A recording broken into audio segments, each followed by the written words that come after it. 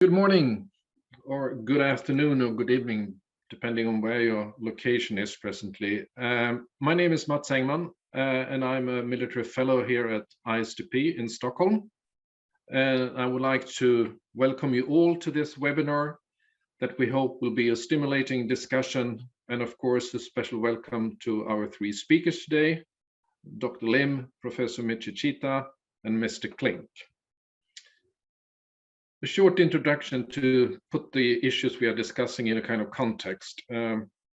Maybe for many non-East Asian experts, the existing challenges and difficulties in forming a closer partnership or maybe an alliance between South Korea and Japan is somewhat puzzling.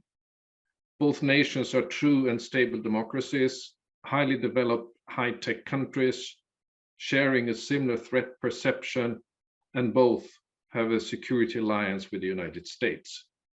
Over time, efforts have been made to improve relations, particularly in the security sector, and more recently, both political, diplomatic, and military activities between the Republic of Korea, Japan, and the United States has been gaining momentum. One reason for this increase in activity is most likely a worsening security situation in East Asia and on the Korean Peninsula. Pyongyang conducted a flurry of missile tests in 2022, and experts and analysts believe that the nation has finalized preparation for a seventh nuclear test and are just waiting for the optimal timing. DPRK claims that this activity is in response to a perceived encroachment by United States, South Korea, and Japanese forces in the region, as well as an element of its pursuit of military independence and political sovereignty. Notably, North Korea's insistent testing is aggravated by its newly adopted nuclear doctrine that ratifies the country's openness to carry out preemptive nuclear strikes. President Yoon Suk-yeol's ambitions to improve relations with Japan appear to have been accelerated by this shift in threat perception, or the increase in threat perception. Significant indications of this change is a series of high-level trilateral meetings over the last 6 to 8 months, the latest as recently as on the 13th of February, and the first ever trilateral ballistic missile defense drill last year. United States has long advocated improved ROK-Japan relations, and in particular, closer security cooperation. And now, under the new June government, attempts to reach a breakthrough with Tokyo are evident. But both in South Korea and Japan, there are domestic opinions against and political disputes over closer partnership. So even with the motivating element of North escalating threat, resolving historic disputes remains a significant obstacle for improved ROK-Japanese cooperation and closer trilateral security cooperation. So the purpose of this webinar is to discuss both the recent developments in South Korea and Japan relations, as well as the role of the United States in forming closer partnerships. How likely is a continuance of the current trajectory? What are likely next steps? And what potential effects could a closer trilateral cooperation have on regional developments in terms of stability and security? And some of the questions we hope to be able to address today are: what can we expect looking ahead? A continuation of closer cooperation, or maybe some form of leveling out? Given the deteriorating security situation, may both countries try to develop security-related cooperation from the difficult historic relation, that is, decoupling security-related cooperation? And what possible actions could both countries pursue to mitigate the public and political opposition to closer relations? So to guide us in this dynamic and complex issue, we are delighted to have three excellent speakers with us today, and I will introduce them as they speak. I would also encourage you to use the Q&A function to post your own questions, and we will do our best to find the time to respond to all questions. So our first speaker today is Dr. Lim In-young. Dr. Lim is an associate professor at the Division of International Studies at Konju National University. She also serves as a board member of the Korean Institute of Nuclear Non-Proliferation and Control, and is a member of the Policy Advisory Committee for the South Korean Ministry of Unification. She received her PhD from the School of Advanced Internet Studies at Johns Hopkins University in Washington.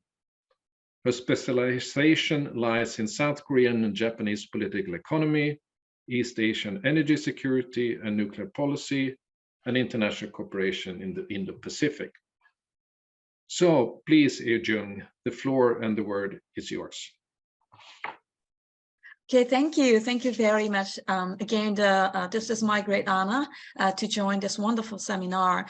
And I'm terribly sorry about this shaking screen. So please, I just, I don't know what's going on, but please accept my apology. I'm going to turn off my camera and then I'm going to just, keep talking. Yes, today our topic is about this very special relations between the two countries, again, the Korea and Japan. Again, I love the title, the improved ROK-Japan relations, and comma, you asked the question, it is, right? It is a real or not.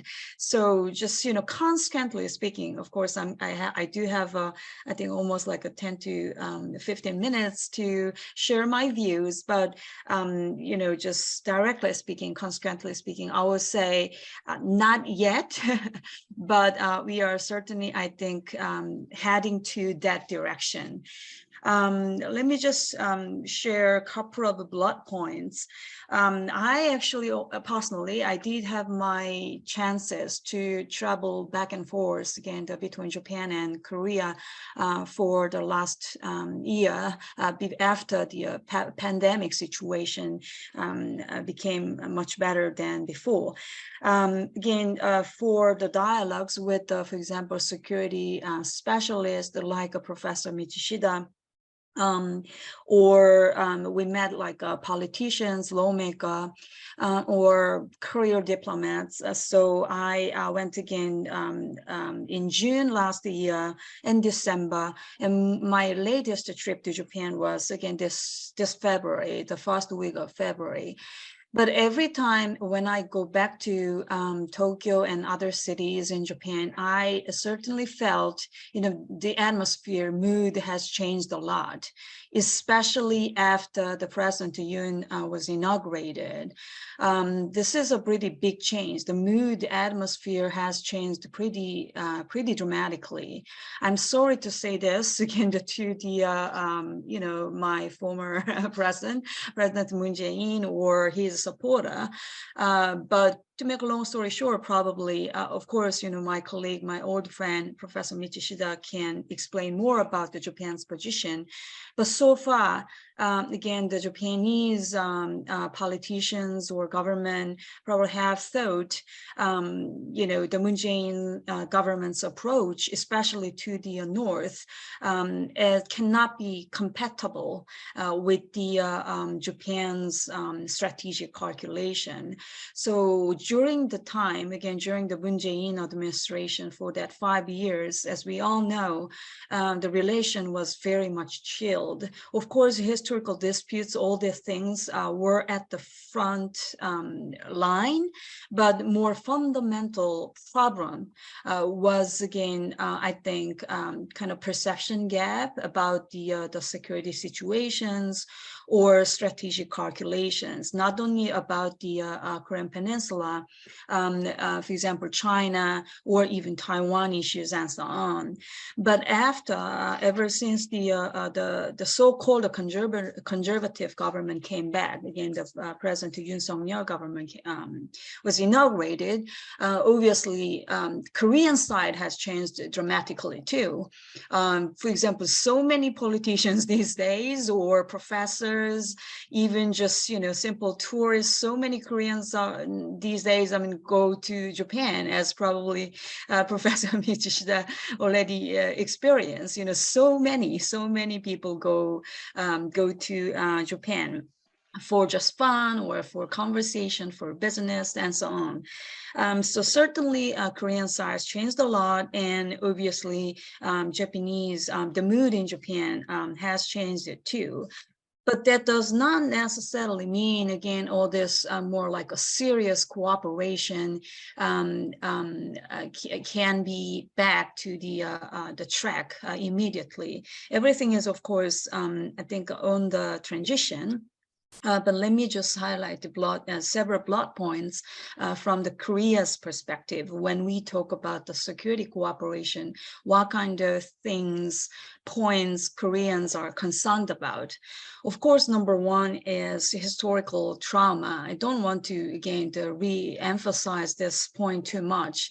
Again, the Korean Peninsula was occupied, invaded by Japan, So absolutely, we still, some people, especially some generation, more specifically speaking, still do have a very vivid memory about the time. So obviously, they do have a traumatic, reactions to whatever those, Japan's security-related action to us or to the Korean Peninsula.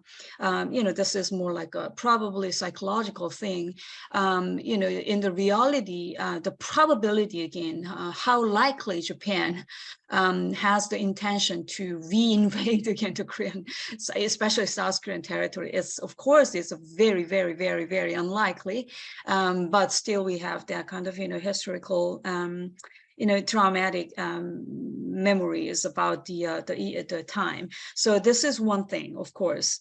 But number two is more probably legal issue. Again, Japan recently, they changed the three important security documents, including national security strategy, national defense strategy, defense build-up program, and one big change in this document was, again, to counter attack capacity. Of course, this can be controversial even within the Japanese society or with some other countries too. But here in Korea, some still pretty critical groups will be pretty much cautious and concerned about the possibility. What if, again, the Japan used this so-called counterattack capacity to the north, right? What if they really use that kind of, military capacity? And what if, Japan really decide on use their kind of,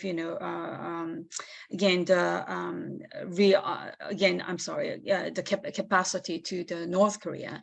Here, the reason why I mentioned this is a pretty legal issue is, of course, I do know the people who live in other countries or who are not us probably can be just very much, critical or just be laughing. But by our constitution, North Korean territory is not North Korean territory. It's supposed to be our land. I'm sorry, but this is our constitution.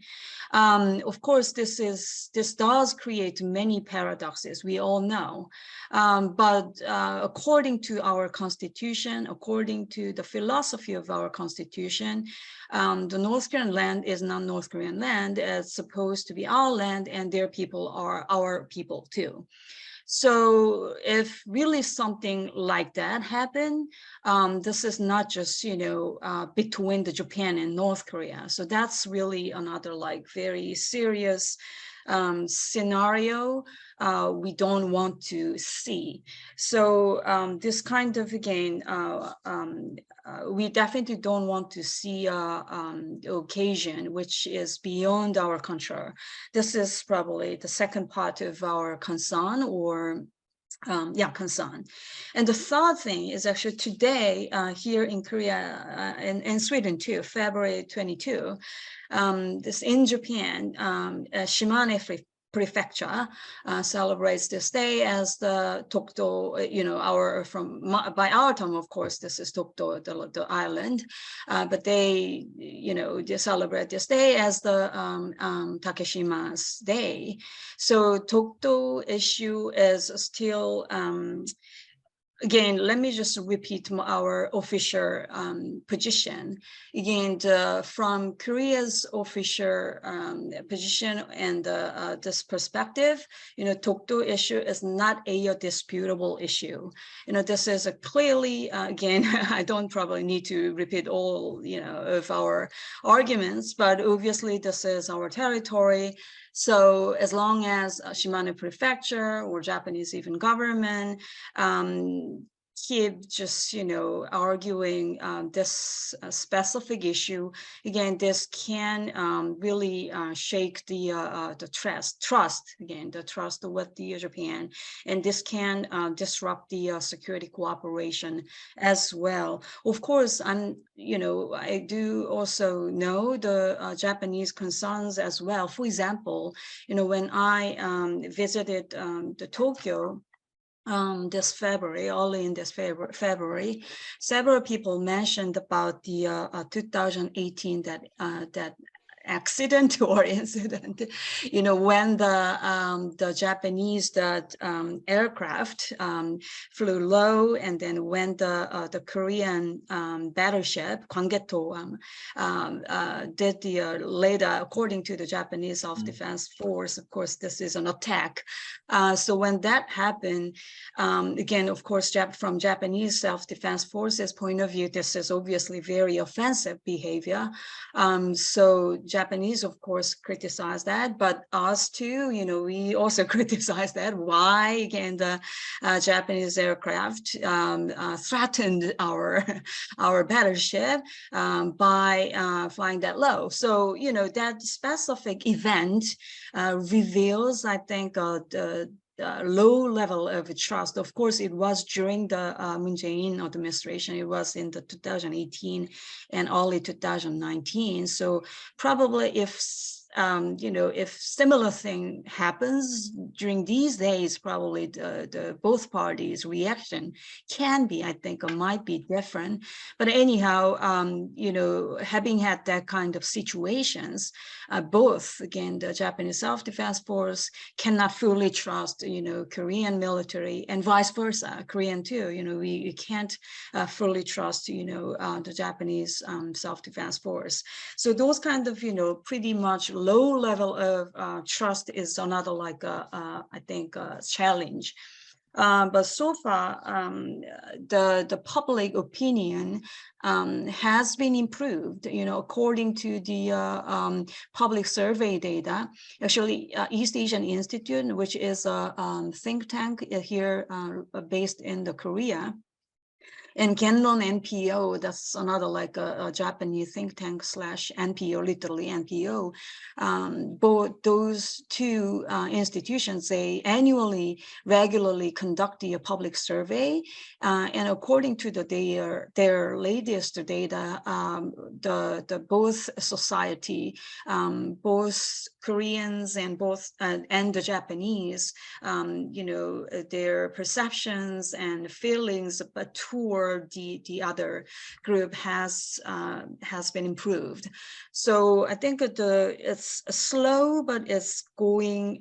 It's of course is heading to that direction, because we know definitely we need a cooperation, not only with the Japan, of course, with the United States. Alliance with the United States is the really fundamental base, but not only just U.S. And Japan, and more probably, how about the Australia, or how about the Canada, or how about the NATO?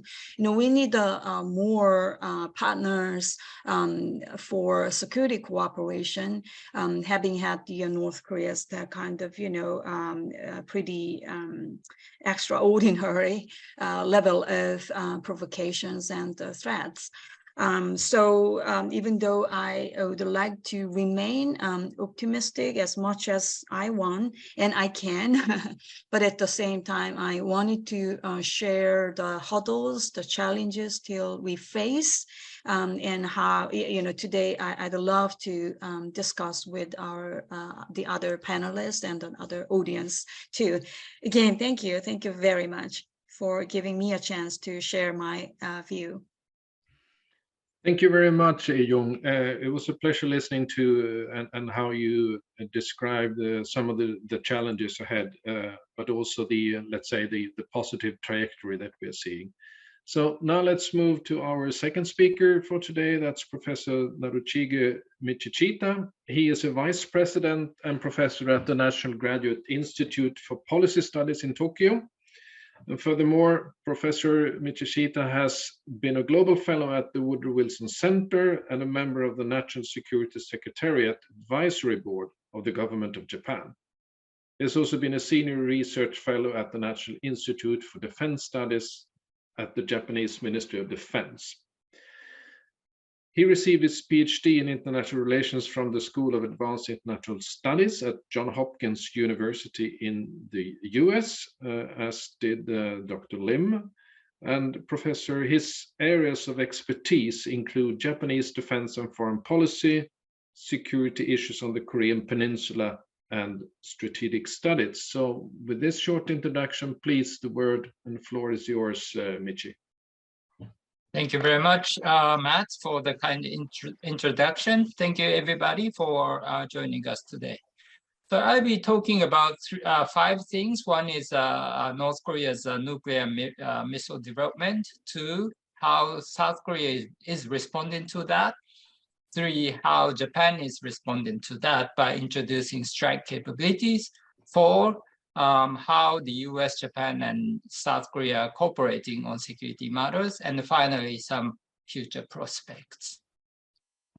So first, North Korea is trying to acquire usable nuclear and missile capabilities right now. According to SIPRI, North Korea has acquired some 20 nuclear bombs already. And including that, North Korea has accumulated about fissile materials enough for 45 to 55 nuclear bombs. In terms of missile, according to Janes, North Korea has acquired 700 or possesses 700 to 1,000 ballistic missiles, of which 45% is short-range missiles targeted at South Korea. Another 45 are medium-range ballistic missiles targeted at Japan, and remaining 10% intermediate and longer-range ballistic missiles targeted at the United States.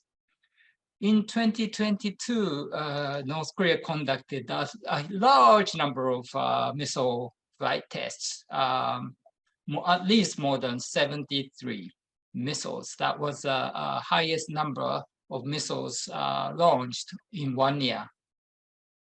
North Korea, through those missile tests, North Korea seems to be trying to improve several things. One is survivability of their missiles.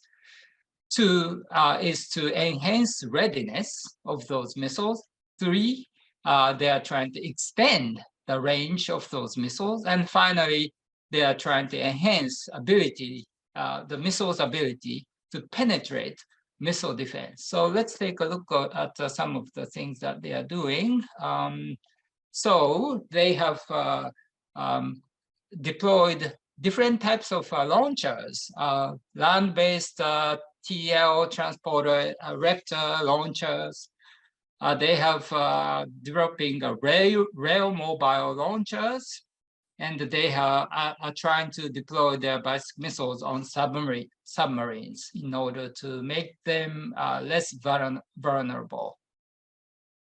They have started to deploy larger number of missiles with solid fuel. So the one on the right is a liquid fuel. If you take a look at the blast, if you see this kind of blast from the missile, that means this missile has a liquid fuel. And if you have see a smoke like this, it means a solid fuel missile. But the solid fuel missiles is much more, readiness is high. Response time is shorter. So North Korea is deploying larger number of solid fuel missiles in these days. North Korea is extending the range of those missiles. Just several days ago, North Korea launched Hwasong 15. By the way, Hwasong means Mars. It's a planet Mars. 15, which has a at least the range of at least 10,000 kilometers. So it can hit targets such as New York or Washington almost. And finally, North Korea is trying to enhance its ability or its missiles ability to penetrate missile defense systems, such as the ones that the US and Japan has deployed. For example, North Korea has conducted, launching of multiple missiles simultaneously, as in this photo. If there is only one missile coming at you, it will be relatively easy for you to shoot it down. But if you have 4 missiles coming at you at the same time, that would make your life more difficult. North Korea has been launching some missiles in a lofted trajectory. That means, if missiles would go high up and comes down, certainly the range will be shorter by doing this, but the speed at the time of impact or at the time of re-entry would be much higher, and the radar cross-section would be much smaller. And so that would make missile defense even more difficult. And finally, North Korea is developing maneuverable missiles, such as Iskander, similar to the one produced by Russia, which sort of maneuvers in the process of flight. So that would, again, make missile defense more difficult. And so these are the things that North Korea is doing. All right, second issue. What is South Korea doing to respond to it? South Korea, in my opinion, is doing a great job. If you take a look at this table of the 40 countries with the highest military expenditure in 2021, again, produced by CIPRI. The US is in the first place, Japan is in the 9th place, and South Korea is in the 10th place now. So the South Korea has become the world's 10th largest spender on defense. And this is impressive because South Korea's population is less than a half of that of Japan. South Korea is developing this robust defense capabilities consisting of 3 pillars. One is a kill chain, which is designed for detecting North Korea's missile launches, nuclear use as quickly and as far as possible. South Korea will attempt to preempt those strikes. So the attempt to destroy missiles before they get launched. So the second pillar of this 3-axis defense system is called KAMD, Korean Air and Missile Defense, for intercepting. I mean, you cannot preempt everything, so there will be a lead. And if some of the missiles comes at South Korea, South Koreans would try to shoot them down.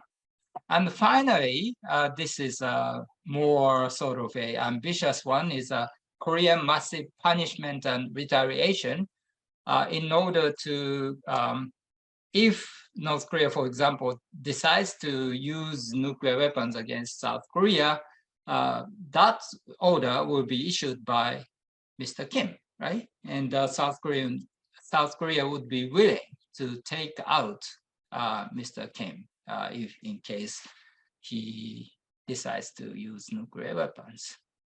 So by combining these three pillars, South Korea is trying to enhance the credibility of its deterrence and defense capabilities.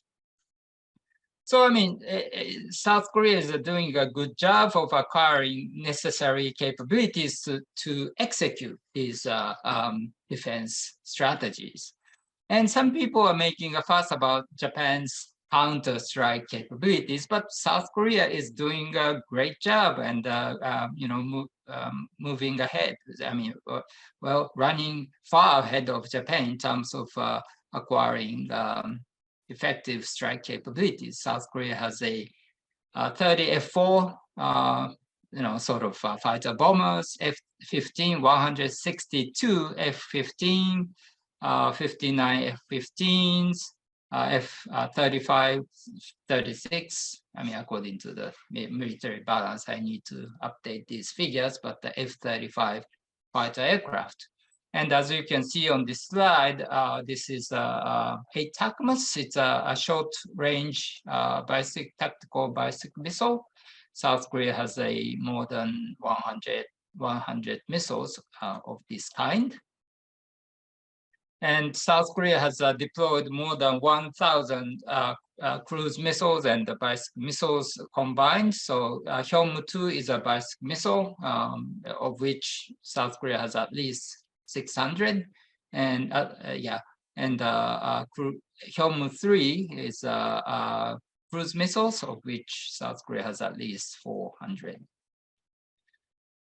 Japan is sort of, and South Korea is currently developing, more capable Hyunmoo-4, which would have the range of 800 kilometers with a 2 kiloton big warhead, and the Hyunmoo-5 with a 600 kilometer range with a 6-ton. It's a huge warhead, which could be used to take out targets inside underground bunkers. So this would be useful for executing KMPR strategy.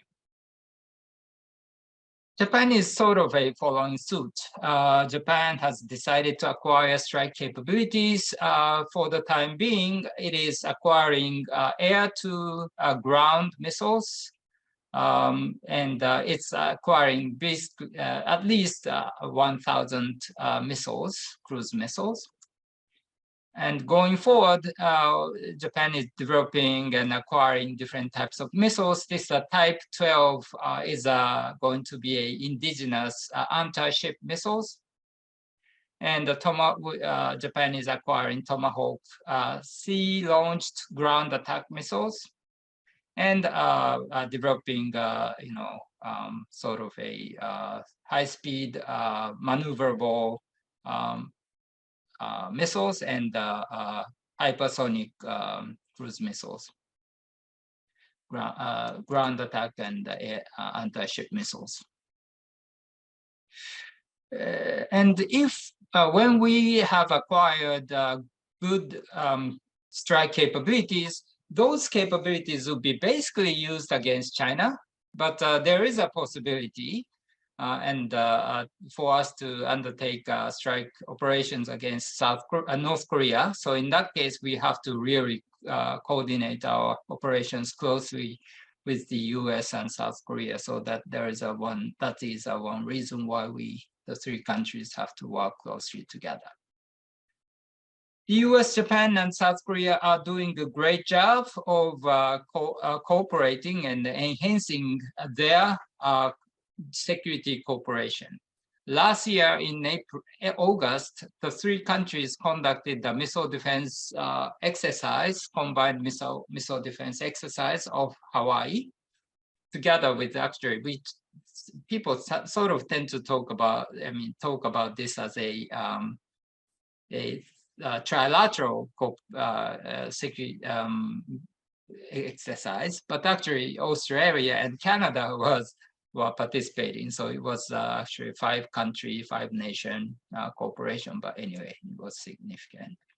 And also in September, the same three countries, South Korea, Japan, and the US, conducted the anti-submarine warfare combined exercises in the Sea of Japan.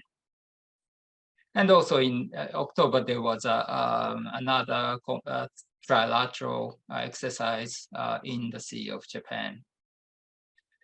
So we are doing a great job. And although, as Unjon said, Korea-Japan relationship is not perfect, but we are doing a good job of separating bilateral relationship or issues and trilateral cooperation, right? So we are saying, oh, well, okay, it would take time for Korea and Japan to improve their relationship. But in the meantime, why don't the three countries cooperate together, right? So that's what we are doing. And another sort of a smart thing that we are doing is to separate security issues from other issues, like non-security issues. So, well, there is territorial issues or history issues and other issues. But I mean, we will take care of those issues separately from security cooperation. That's what we are doing, and it's a smart thing. I think it's a great idea. Future outlook. So there are two challenges that we are facing, that we will face, already face going forward. One is that because of improving or improved North Korea's missile and nuclear capabilities, North Korea has come to has an ability to coerce the US and Japan from assisting South Korea in case of crisis or contingencies by saying, for example, look, Americans and Japanese, if you are trying to assist your friends, South Koreans, but if you do, we don't care about you, but if you decide to help South Korea, you'll be taking hostile actions against us. Therefore, we will be forced to attack your countries with nuclear weapons. Would you be willing to trade Washington, D.C., New York, or Tokyo, or Osaka for Seoul? That would be the question that North Korea will be posing us, and that would put us in a very difficult position. And we have to think about how to deal with that kind of coercive actions. Another thing is that when we talk about we are facing a two-front or two-theater situation. When we talk about the US-Japan alliance, some people think that that alliance, US-Japan alliance, is there to defend Japan, but that's not true. The most important objective, there are two most important objectives for the US-Japan alliance. Those are, one is a defense of South Korea, and the other is defense of Taiwan. So, but since the end of the Cold War, it has been a fairly favorable environment in which the US-Japan alliance had to take care of only one theater, which was a Korean Peninsula. But now there is only one alliance, but there are two theaters to take care of right now, Korean Peninsula and the Taiwan Strait. And that means, and certainly North Korea is a threat, but if you compare North Korea and China, which is a larger threat, especially when we have learned the fact that Mr. Xi Jinping has instructed his People's Liberation Army to be ready to invade Taiwan by 2027.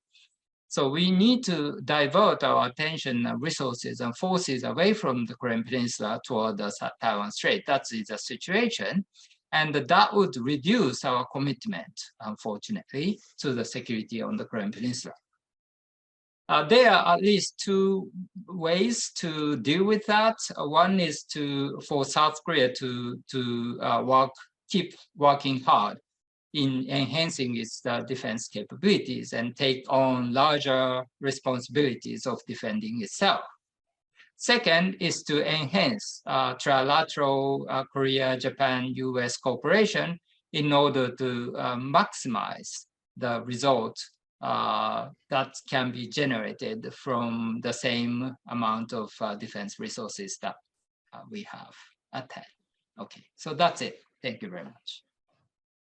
Thank you very much, Michi, for highlighting these, call it Japanese, and some of the military aspects on what's at stake here. So now let's move to our third speaker, Mr. Heino Klink. Heino is currently Senior Advisor and Co-Chairman at the National Bureau of Asian Research, and he is also a Senior Associate with the Center for Strategic and International Studies in the United States. From 2019 to 2021, Heino worked at the US Department of Defense as Deputy Assistant Secretary of Defense for East Asia. He is also a former military officer, and among other things, he served as a military attaché to Beijing and Hong Kong from 2004 to 2010, and was the director of US Army International Affairs between 11 and 15.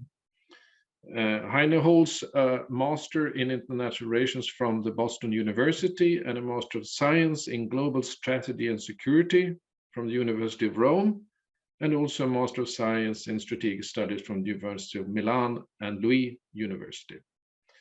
His areas of expertise includes defense and security in East Asia and international strategy.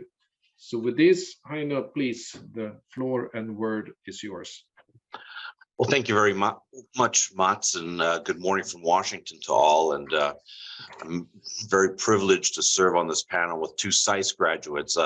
I was apparently not smart enough to get into SAIS, but I'm married to a SAIS graduate, so I hope that qualifies me for participation this morning. Let me just say at the onset that from a US perspective, vibrant and positive relations between Japan and the Republic of Korea are important, essential, if not critical. And whereas fundamentally, the differences that exist between Seoul and Tokyo need to be managed by the Japanese and the South Koreans, the US is certainly in favor of those issues being constructively managed. Let me share a little anecdote, if I may, in that shortly after I came into office as the Deputy Assistant Secretary of Defense, there was an issue, an incident, if you will, that came to the fore. I wouldn't say it was a crisis per se, but let me just say that within my area of responsibility, with the exception of North Korea, I was fortunate enough to be responsible for our allies and partners in East Asia, first and foremost amongst them being both Japan and South Korea. And in late August of 2019, it was announced, and I would say it was surprisingly announced, that the Republic of Korea was planning to not renew GSOMIA, the General Security of Military Information Agreement. That was a big deal. And I say it was a big deal because, and not to get too much into the bureaucratic weeds, but for GSOMIA to be renewed, Seoul didn't have to do anything. So if it did nothing, GSOMIA would be renewed. It would have to make a decision and intentionally act in order for it not to be renewed. And President Moon's government decided in late August to announce that it was not planning to renew GSOMIA. And that was viewed by many as a reaction to distinct and serious political differences between the governments in Japan and South Korea.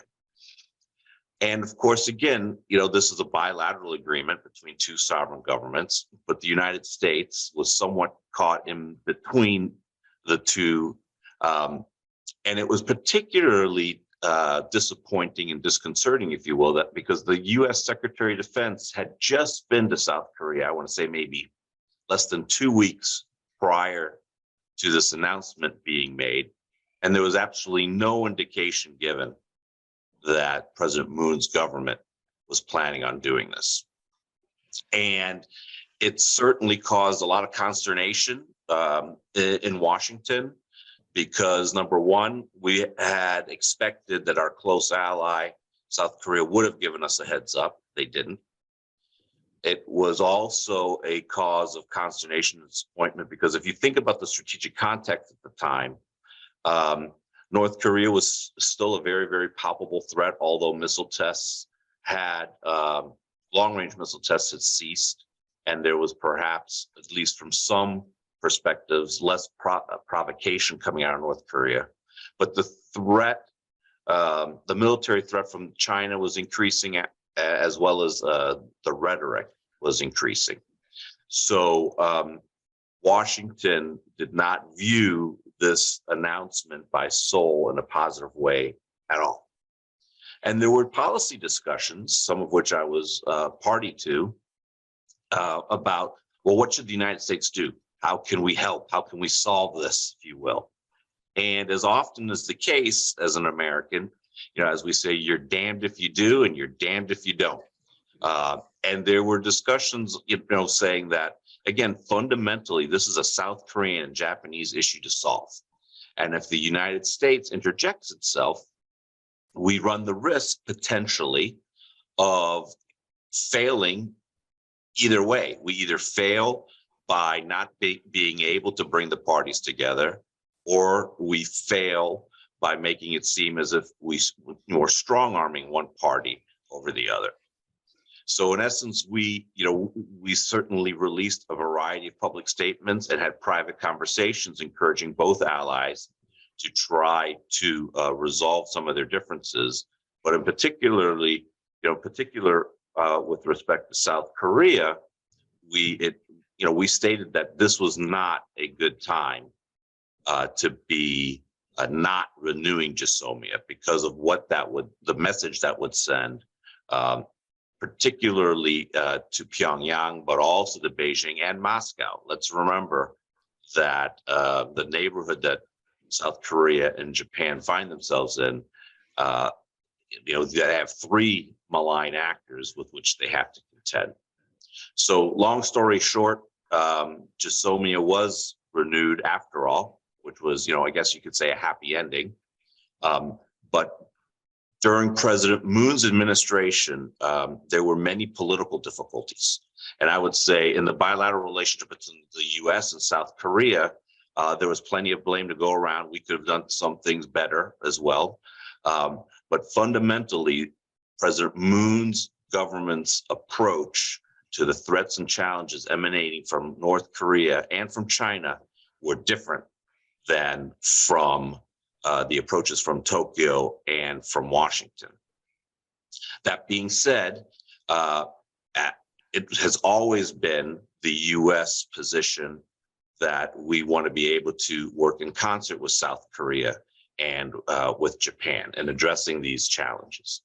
And if you recall, in the spring of 2021, within the first 6 months or so of the Biden administration being in power, there were a number of 2+2 meetings, first in Japan, between the US and Japan, and then between the US and South Korea. And you could see that difference in approach just in the statements that were put out. And again, for those of us who want the strongest possible relationship, both bilaterally, United States, Japan, United States, South Korea, as well as trilaterally, those 2+2 statements demonstrated the difference in approaches.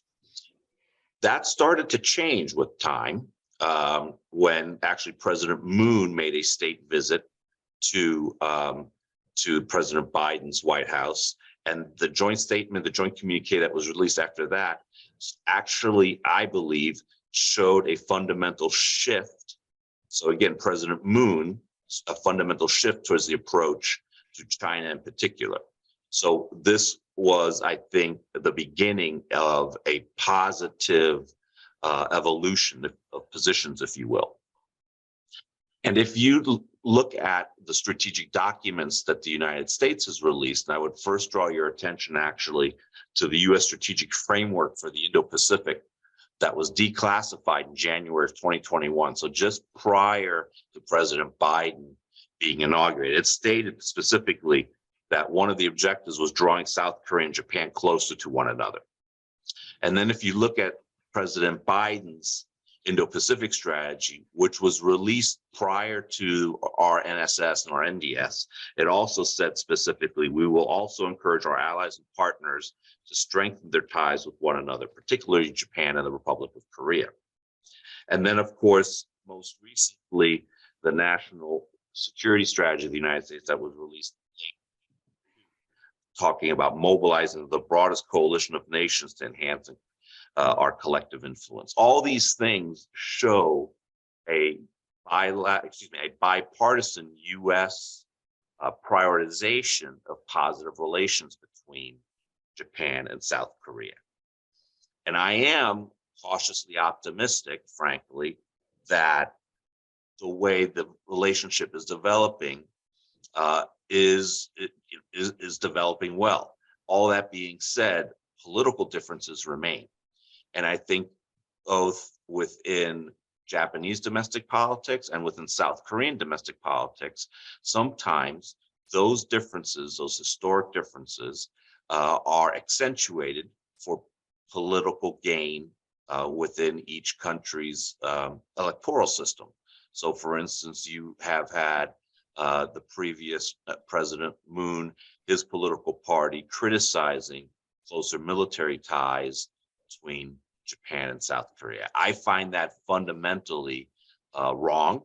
And I find the fact that you have parties, whether it's in Japan or in South Korea, trying to, again, accentuate differences as not being in either country's overarching strategic interests. Because we have to remember, the only parties that have anything to gain when South Korea and Japan don't get along are the Chinese, the North Koreans, and the Russians.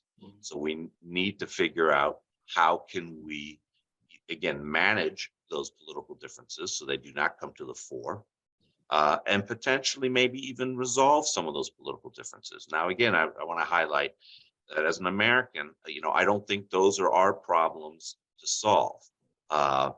We may be able to facilitate or try to facilitate objective conversations about these things. But again, fundamentally, Japan and South Korea, the governments and the representatives of those people need to resolve those. And as was mentioned before, you have the territorial issues of Takashima and Dokdo, which the U.S. Does not take an official position on. And as an American, it's oftentimes difficult to relate to both the Japanese and the South Korean positions on those because it is far away from us, frankly. And we have a different sense of history than you do.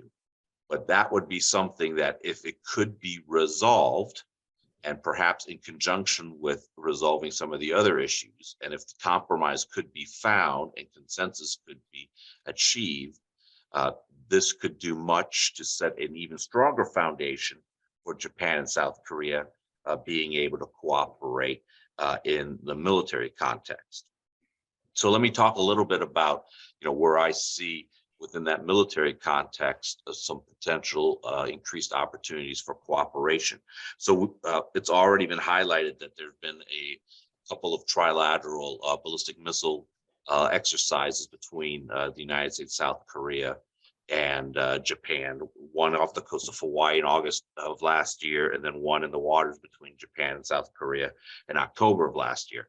These were all significant because that's the first time that's occurred since, I think, 2017. So the United States obviously is in favor of continuing those, particularly in the face of continued and perhaps even increased North Korean aggression. So we need to work on that basis and try to expand that cooperation. And I think at a certain point, it would be beneficial for Japan and South Korea to do some bilateral exercises as well. So it doesn't seem as if the prerequisite to cooperation between Japan and South Korea is always having an American participant. Again, I think the US can do much to facilitate, but there should be some opportunities there for the two countries to exercise without us being present. And some of those exercises can be relatively, low level, or could be communications exercises, the like. I think it bears remembering, and I think it might also warrant reminding the people of South Korea as well as Japan, that a contingency on the Korean Peninsula would involve both countries, whether we want it to be like that or not. I think there are a lot of people that don't realize that the United Nations Command rear headquarters, United Nations Command for Korea, their rear headquarters is actually located in Japan. I think there are a lot of people that don't realize that United Nations Security Council resolutions, enforcement missions against North Korea are run out of Japan. These are things I think that need to be highlighted as well to again ensure that there's a broader level of popular support for interaction between the two militaries. One of the other things I think that might warrant some examination is defense industry cooperation. South Korea's defense industry has grown exponentially in recent years, and they're to be credited, quite frankly, for gaining more and more market share all across the world, whether it's in Europe, Australia. They have done a great job in being able to produce high-end military hardware. Japan's defense industry is lacking a little bit for a variety of reasons. I would hope that based on the exponential increase in the Japanese defense budget, that will spark, as some rejuvenation, if you will, in the defense industry of Japan. And perhaps there are some opportunities for co-development, co-production between Japanese and South Korean defense partners. I think, again, that could be a new area of cooperation that could be explored. Another option as well could be the Japanese Self-Defense Force procuring some military hardware, perhaps even munitions from South Korean manufacturers. I think, again, that would underscore a cooperative view between the two countries, particularly because as we see now, as we approach the 1-year anniversary of the Russian invasion of Ukraine, defense industry across the board has been impacted, and it's shown the fragility, particularly in munition supplies. So by Japan potentially cooperating with South Korea or even diversifying its sources for munitions, because munitions is probably, I would say, if I had to prioritize one thing, within the new Japanese national defense strategy, would be acquisition of certain types of munitions.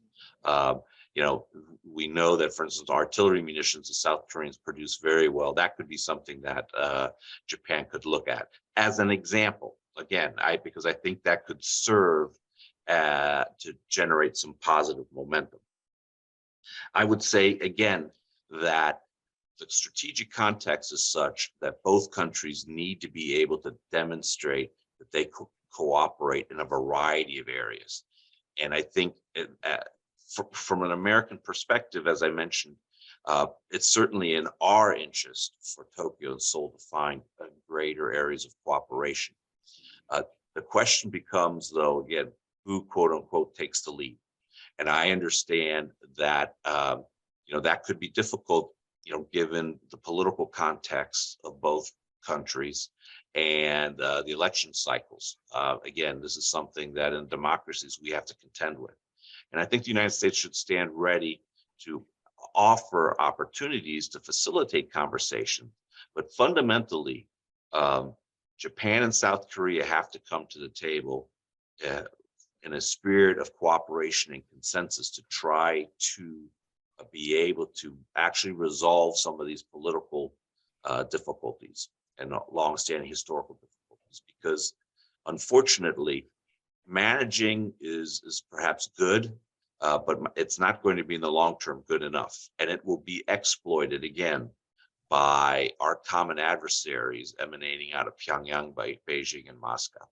So I think I'll leave it at that for now and look forward to questions and additional discussion. Thank you.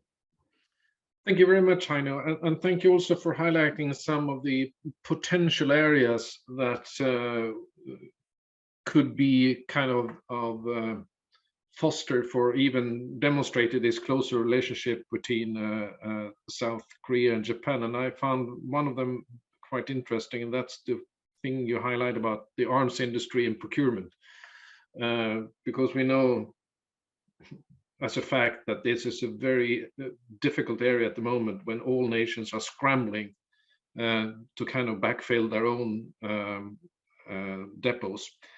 But I would like to start with giving all three speakers an opportunity to kind of comment on each other. And while you do that, and could you also please think about what do you see as maybe one of the most difficult issues to address? Is it what you raised, Jung, the constitutional kind of quagmire about, according to the South Korean constitution, you claim the ownership of the entire peninsula. So an attack in North Korea would, in essence, be also an attack on South Korea. Maybe not, but in legal terms, that is. Is it the domestic and the political discussions that we see flourishing sometimes? Is it the territorial dispute that you all have been talking about? Or what is the really critical areas we need to look for when trying to evaluate how this relationship is progressing? So comments on each other's and this about the difficult issues ahead. So let's go back and start with you, Jung. Yes, sure. Again, I truly enjoyed the other two panelists' comments and observations. If I go back to that question again, Mr. Ingman, well, every probably single issue can be difficult by itself.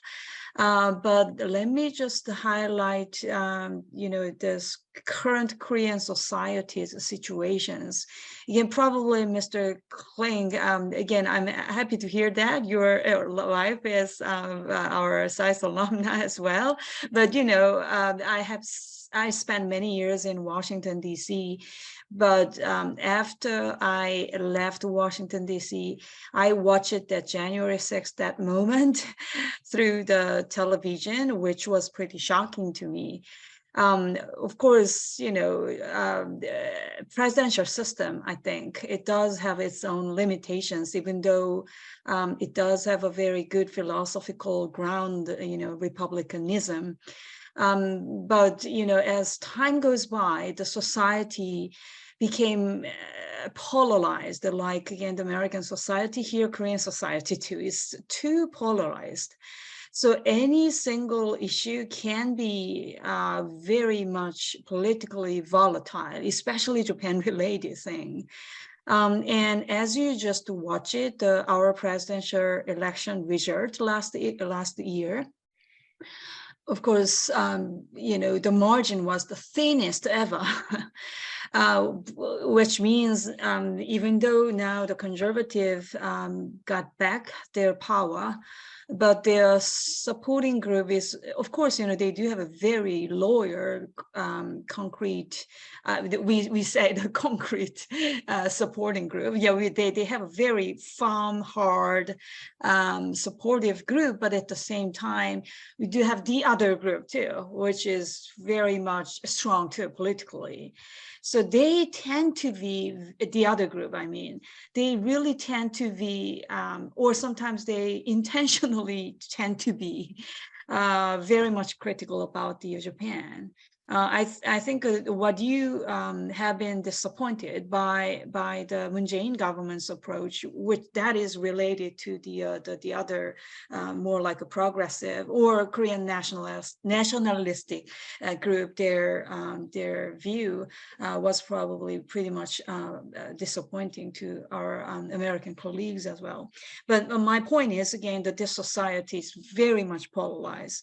Probably this kind of situation again, it's similar in the United States, but not that serious probably in Japan. So how to overcome this much politically polarized situation is, of course, that's our own challenge, our domestic issue, but that's a definitely big hurdle. constitution, that North Korea's that issue. I of course, mentioned that because it's still our, it indicates our philosophy, but in the reality, we do know.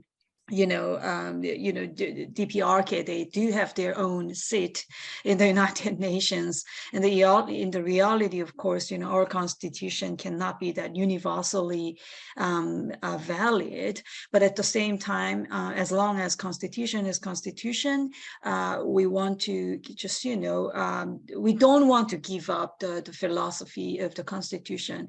And having said that, when Japan decides something, like a counterattack capacity, whether or not conduct that, capacity, for example, toward the north, we definitely don't want to be bypassed. So that's probably a very big concern, right, from Korea's perspective. So in that sense, definitely, I think we definitely need a more cooperative framework with Japan. As Professor Michishita highlighted, security issue should not be mixed with something else. So definitely we need to work together to deal with the threats from the North Korea. For now, those forced labor issue is really has worked as the, how would you say, like an entrance. Of course, I don't agree with that kind of, approach. This should be one issue, and security issue, again, should not be mixed together with the historical disputes.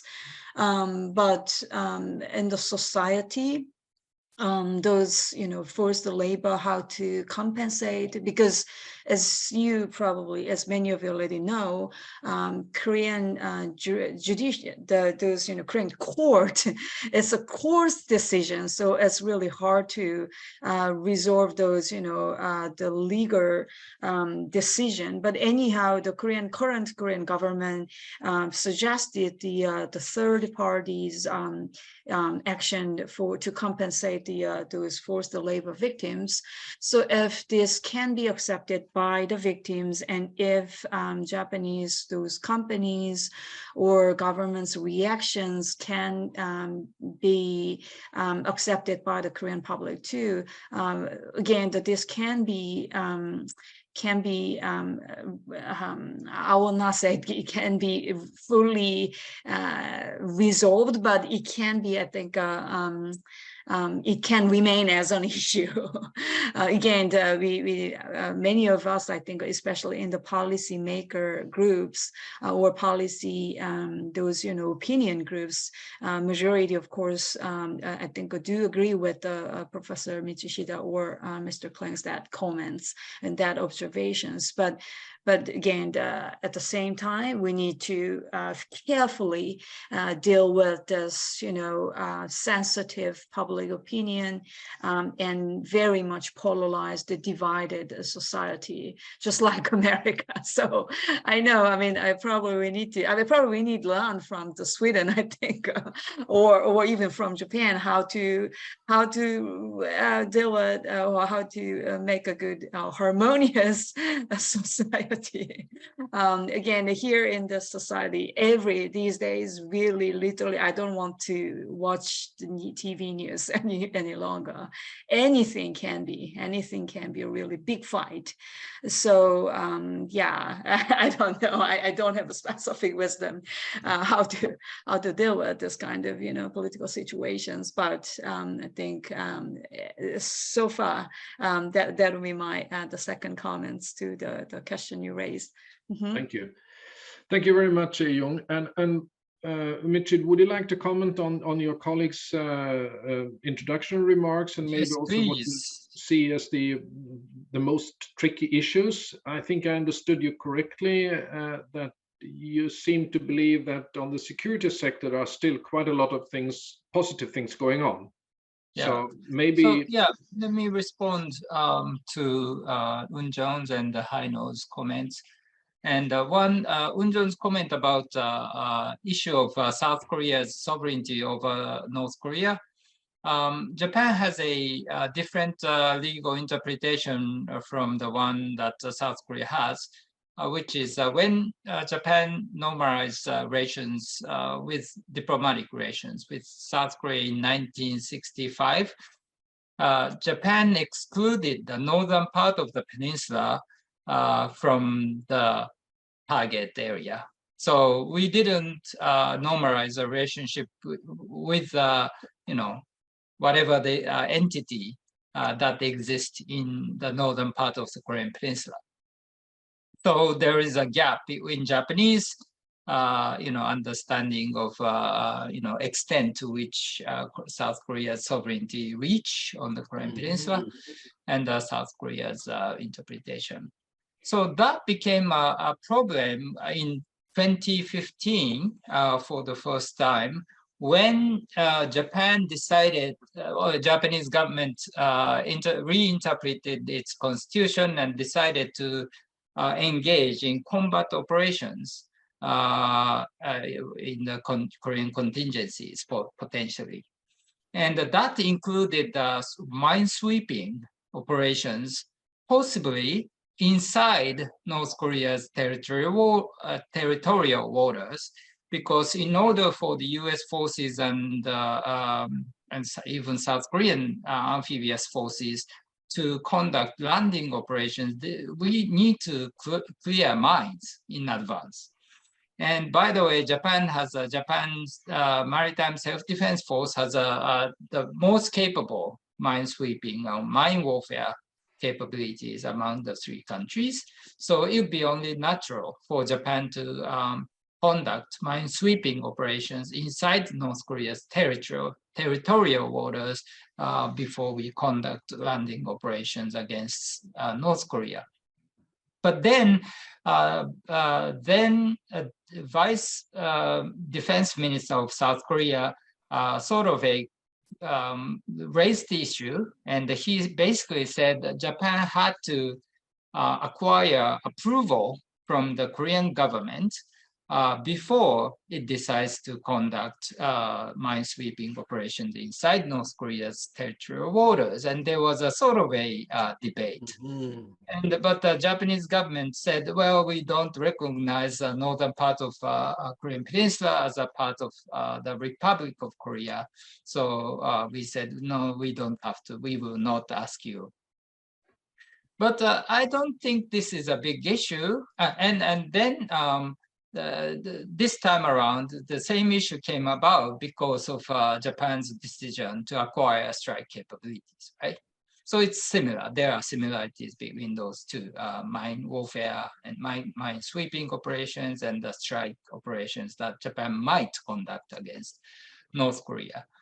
But I'm not too concerned about that, because in case of war, I mean, we have a luxury, or South Koreans have luxury of not wanting Japan to play those roles, because we are living in peace, right?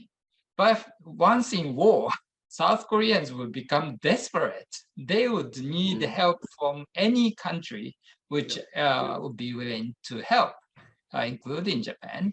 And so, I mean, we will be happy if they say you don't have to do this, because it's going to be a dangerous operations, strike operations, minesweeping operation. Our people will be killed, right? So if South Koreans say, well, we will do the job on its own, that's fine with us. But that would produce larger number of casualties on the part of the US and South Korea, and even on the part of North Korea, and that's, I don't think, is humane thing to do. But anyway, and another thing, Haino's comment about the importance of trilateral missile defense cooperation, and actually the three leaders of the three countries made a very important statement in Phnom Penh, in Cambodia last year in November. And there was a trilateral meeting, and talking about partnership for the Indo-Pacific. And they, issued this joint statement. And let me just read the important part. I quote, "Our recent joint exercises demonstrate our resolve to maintain peace and stability and defend the rules-based international order.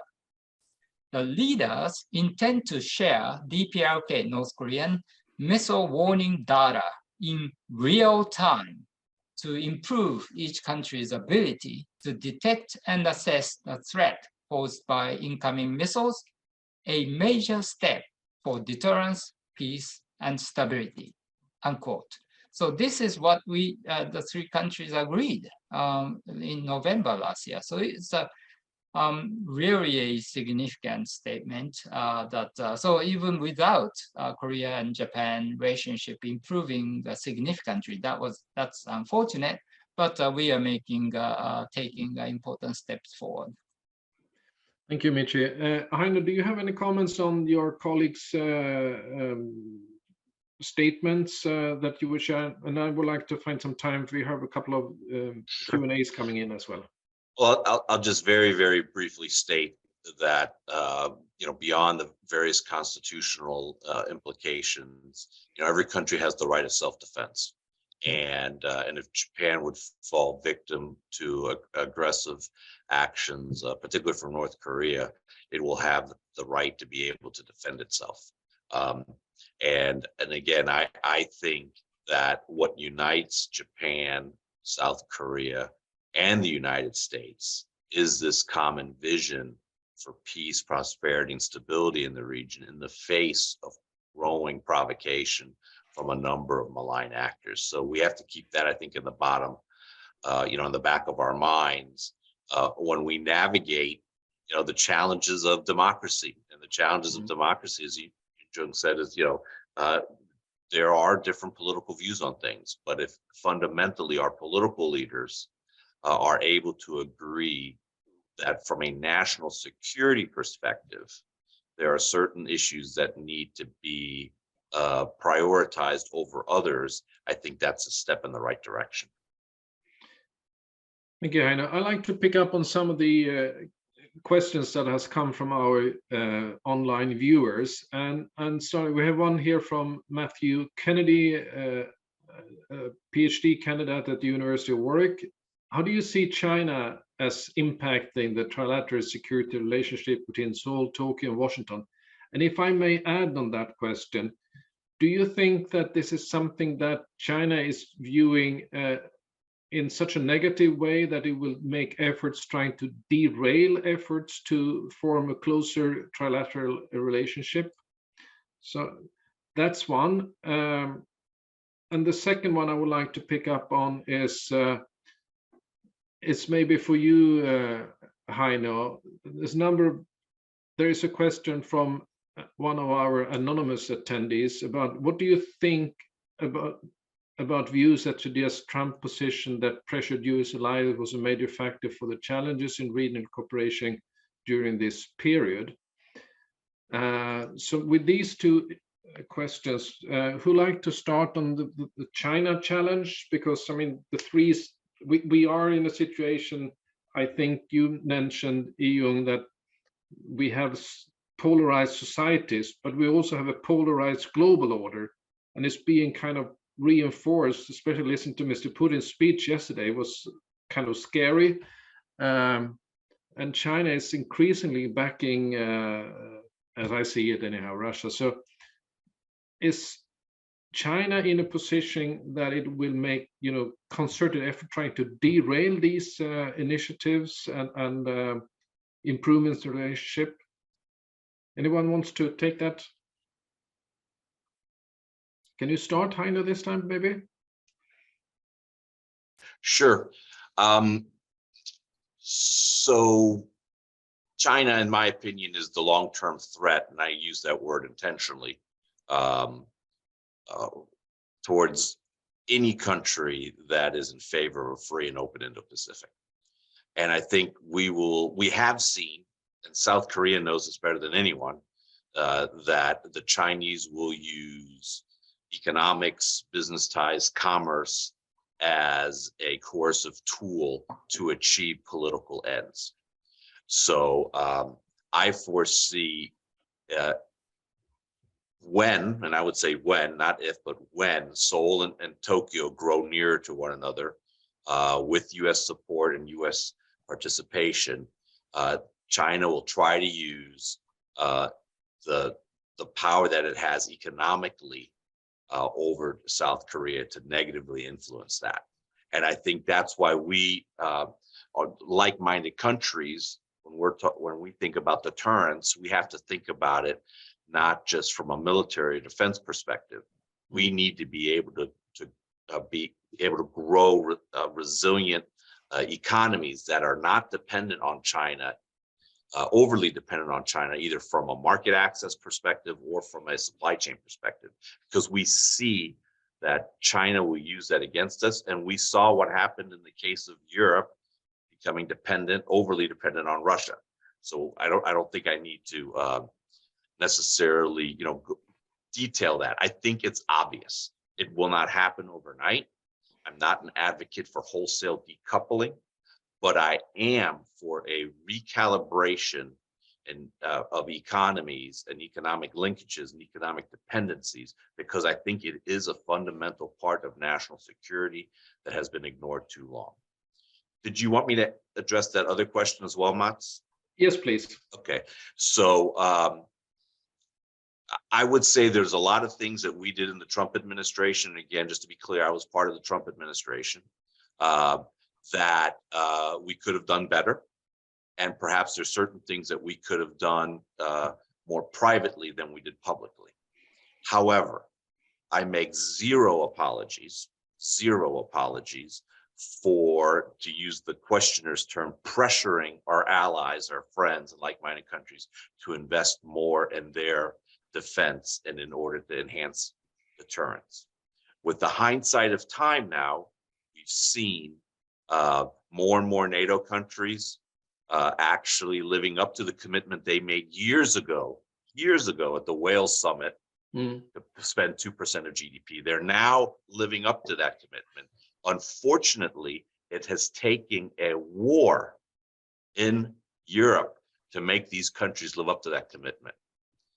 In the case of Japan, I will tell you that, I don't think there's ever a meeting that I was either a part of or conducted where I did not encourage our Japanese allies to spend more on defense. They are now spending more on defense. And I think, quite frankly, whereas pressure, again, using the questioner's terminology during the Trump administration, may have been a factor in all these decisions across the board, whether it was in Europe or in Asia, to increase defense budgets. But I think the biggest motivation behind those increases in defense budgets are not what we did or said in the Trump administration. It's the actions emanating from places like Beijing and Moscow. So again, there are certainly things that with the benefit of hindsight that I would have done differently, that I would have recommended a different public approach, but fundamentally the justification for increased defense budgets was relevant back then and remains relevant today. Thank you. Moving over to you, Michi. Could you like to comment on this about the China angle, if I may say so? Actually, I have a comment on on Trump. And actually, Mr. Trump contributed to Japan's security policy in two ways, at least in two ways, in a somewhat paradoxical manner. One is to encourage Japan to be more proactive in enhancing its defense capabilities, because we became really upset about growing possibility of the United States going isolationist. And that was so vividly shown, demonstrated by Mr. Trump's actions and words. And so we said, okay, unless we do more, and we sort of start complementing what the United States is doing in this region, the US would be, American people would become fed up and saying, oh, why, their Koreans and Japanese are not working hard enough, and why do we have to take all the responsibilities here? Let's go home, right? And so in order to, certainly the most important issue was, as Haino said, North Korea's security challenges and China's security threats. But I mean, possible rise of isolationism in the US was another push. Another benefit that Mr. Trump gave us is actually Mr. Obama and Mr. Trump, both of them. Thanks to them, Japan could take a leadership in this region. And because Mr. Obama was saying, the US was no longer the world policeman, and Mr. Trump was saying, you do the job, we are not going to do the job on our own. And so there was a sort of a vacuum of leadership in this region, and which late Mr. Abe took, right, I feel. And he was, fortunately, he was very much interested in security and foreign policy. He was a longest serving prime minister in Japan. And he made so many overseas trips, right? Visiting so many different countries in different parts of the world. And so Japan could take leadership thanks to Mr. Abe's ability and his, sort of a commitment, but also because of the sort of a lack of leadership left by the US during that period. Thank you, Michi. Moving over to you, Jung, could you please, would you like to comment on this about the importance of the risk of China trying to derail a closer relationship between the three? Sure. For Korea, South Korea-like country, as we all know, South Korea is one of the biggest trader in the world. So, we don't have enough natural resource within the territory, but thanks to our, those manufacturing skill, technology, we have accomplished, wealth, those national wealth. And, with the rise of China, we cannot probably, deny the fact that South Korea-like country was one of the probably biggest beneficiary of the China's economic rise.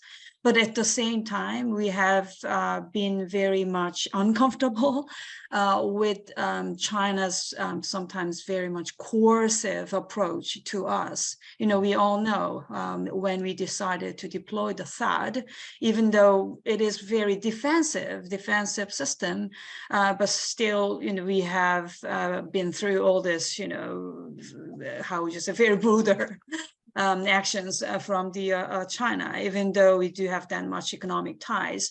So, we don't live in the era of regime competition like the Cold War any longer, probably, but in some ways, still we do see deep gaps between the different regimes. I was a little more critical about our own democracies, but at the same time, we accepted all these fights as a kind of nature of our liberal democracy. But their regime is pretty much different, and we have watched how different they are, especially during the COVID pandemic, that era too. So having seen those fundamental differences, again, especially Korean young generation, they are more confident with our system or our philosophy, our value. So they became more critical about about the China. And the Ukraine, the Russia's invasion to Ukraine was really eye-opening to the young generation as well, who didn't experience the Korean War. So this kind of thing can happen under the dictatorship, especially this kind of decision can be made, right? Especially, I mean, for the liberal democracy, those kind of, conducting war is pretty much difficult, right? I mean, for any probably democratic society, but, they did, and we watched it. And even though, China is different from Russia, but probably many actually, many of us probably saw kind of similarity, right, between the two superpower. So Taiwan Strait issue is absolutely more and more Koreans people are also concerned about. If something really happened on the strait, we cannot but be, right? We cannot but be involved in all this, struggle. So we definitely don't want to see, right, that kind of, violence in this region. So yeah, having said that, in some senses, I understand why China's reaction is that much sensitive. They criticize, right? I mean, they said a few days ago, North Korea launched another ICBM, which is the fourth of us, right? The three of us, again, US, Japan, Korea, you guys cooperate more and more for security reasons. And that provided a very good reason for North to conduct another ICBM launch. Well, that's China's, of course, observation or view. But from our point of view, again, we cannot but deepen and strengthen the cooperation. And my probably last comment, because I saw a question from the online viewer, again, what's the difference between the moon and Yoon regarding the North? That's actually very fundamental question. I said, this society is very much polarized, and anything related to Japan is pretty much polarized in the society. And North Korea related thing is also a topic that really divide up the society. And Moon's approach was more, again, engagement, right, dialogues. But this Yoon government's approach is so-called the 3D, and deterrence first, and then dissuasion, and then still we want to resume a dialogue. So they said 3D approach to the North. That's the new government's, they're not that new anymore, but anyhow, that's the Yoon government's approach to the North. Mm-hmm. Thank you very much, Jung. And time is running and our time is already up, but I would like to offer both Michi and Heino a last comment if you like to do that before we close the door. So over to you, Michi, if you have a last comment, please. Okay, thank you very much. So certainly we are doing, as I said, I think we are doing a good job of using this trilateral framework in order to cooperate with South Korea. And we are separating security issues from non-security issues.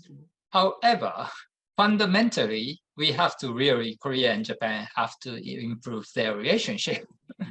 So that's a big issue for us. And I think Mr. Yoon is working hard to come up with sort of a, arrangement that can satisfy both South Korea's and Japanese political needs and economic, social needs. So hopefully Japanese policymakers and South Korean policymakers sit together and kind of come up with a good arrangement and we can agree on. That's our hope. And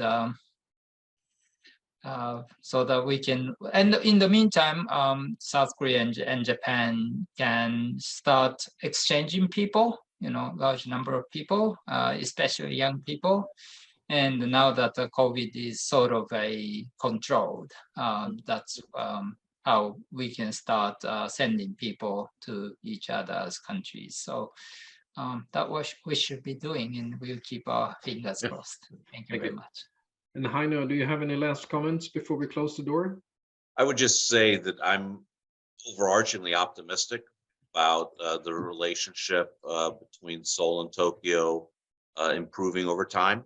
I think it's going to be, quite frankly, the result of a convergence of strategic imperatives, particularly peace and stability in the region. I think that is going to drive the increased cooperation. I'm hopeful that both peoples and their elected representatives can find long-term solutions, though, to some of those underlying political challenges that, again, in the short run must be managed, but hopefully in the long run can actually be resolved through compromise and cooperation. Thank you very much, and thank you to both our viewers online and to our 3 excellent speakers for sharing your insight, knowledge, and optimism, if I may say so, for the future. I only think we have had time to kind of scratch the surface of this very complex and a dynamic issue. And if you would like to learn more, especially about Japan and how Japan is navigating this kind of geopolitical situation, we are organizing another webinar on March 1st about Japan and NATO. So you're welcome to register on that one through our website, isdp.eu. And with this, sorry to all of you that didn't get your questions answered, but we did our best, and I think we covered a range of interesting issues. So thank you very much, and hope to see you soon again. Thank you all. Bye-bye. Thank you very much. Bye-bye. Bye. Thank you. Bye-bye.